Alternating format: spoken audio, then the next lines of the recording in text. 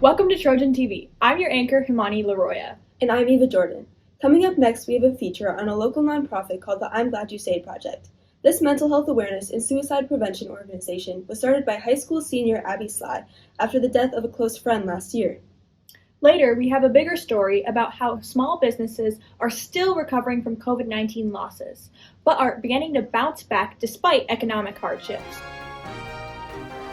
Suicide is the second leading cause of death in teens aged 15 through 19 as of 2019. And there was a 60% increase in cases between 2007 and 2018. This issue was devastating the country far before the pandemic.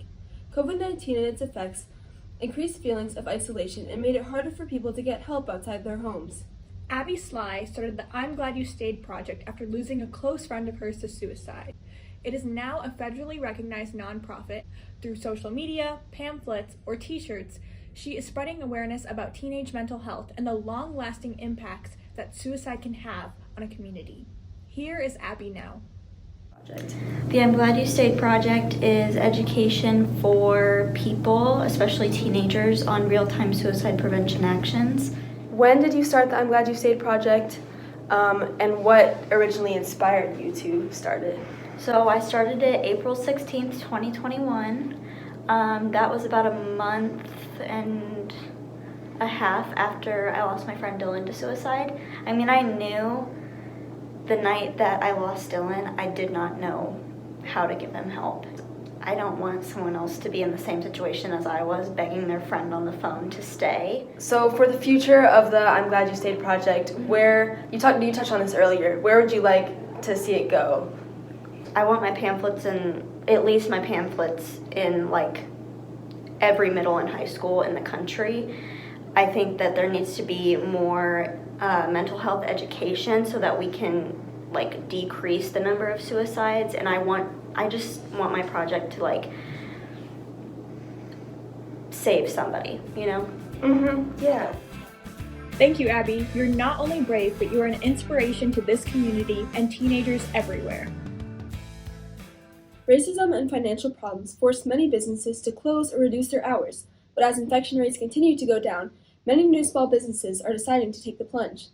Today we're interviewing John Liu, a local Asian American business owner. He gives us a refreshing account of his experience opening his restaurant, Ramen Belly, during COVID-19 and how the restaurant is doing.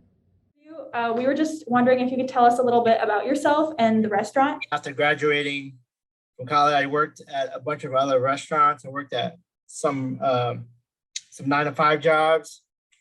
Decided to figure out a plan and try to figure something else to do. So my partner and I decided to open a ramen shop, and we were looking around and we stumbled upon this place in the peninsula. So we've only been open about, I think 7 months now, since April. There have been a lot of Asian American businesses that have had major losses or had to shut down their business due to racial stigma, mostly in the big cities, as you said. Yeah.